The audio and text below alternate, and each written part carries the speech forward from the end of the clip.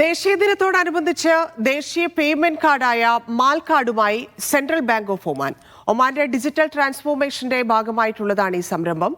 എന്താണ് മാൽ കാർഡ്, ഗുണങ്ങൾ എന്തെല്ലാമാണ്? സാമ്പത്തിക വിദഗ്ധൻ അഡ്വക്കേറ്റ് മധുസൂദൻ പറയും. കാർഡ് എന്ന് പറയുന്നത് ഒമാന്റെ സ്വന്തം പേയ്മെന്റ് കാർഡാണ്.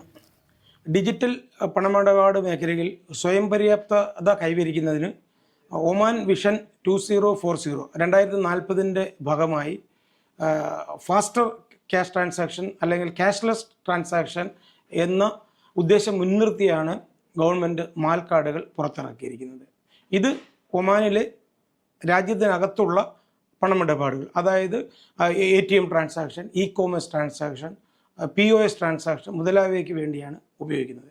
നിലവിൽ വിദേശ കാർഡുകൾക്കാണ് രാജ്യത്തിനകത്തുള്ള പണമിടപാടുകൾക്ക് വേണ്ടി ഉപയോഗിക്കുന്നത്. ഇതിന് പകരമായിട്ടായിരിക്കും ഈ മാൽ കാർഡുകൾ വരുന്നത്. ഇത് ഉപഭോക്താവിനെ സംബന്ധിച്ചിടത്തോളം വളരെയധികം പ്രയോജനമുള്ളൊരു കാര്യമാണ്. ഇത്തരം മാൽ കാർഡുകൾക്ക് യാതൊരുവിധ ചാർജസും ഉണ്ടായിരിക്കുന്നതല്ല.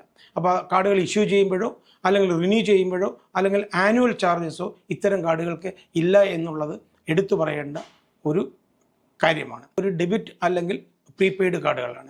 അപ്പോൾ എല്ലാ കസ്റ്റമേഴ്സിനും ഒരു നിശ്ചിത കാലയളവുകൾക്കുള്ളിൽ എല്ലാ ബാങ്കുകളും നിലവിലുള്ള കാർഡുകൾ റീപ്ലേസ് ചെയ്ത് ഈ മാൽ കാർഡുകൾ ഇഷ്യൂ ചെയ്യുന്നതാണ്. ഈ കാർഡുകൾ രാജ്യത്തിനകത്തുള്ള ട്രാൻസാക്ഷന് നിർബന്ധമായിട്ടും ഉപയോഗിക്കേണ്ടി വരും. കാരണം അല്ലാത്ത പക്ഷം കൂടുതൽ ചാർജുകൾ വരും. അതുകൊണ്ട് ഇവിടെയുള്ള പ്രവാസികളും അല്ലാത്തുള്ള ആൾക്കാരും ഒരു ഫേസ്ഡ് മാനറിൽ ബാങ്കുകൾ ഈ നിലവിലുള്ള കാർഡുകൾ യാതൊരു ചിലവുമില്ലാതെ റീപ്ലേസ് ചെയ്ത് കൊടുക്കുന്നതാണ്.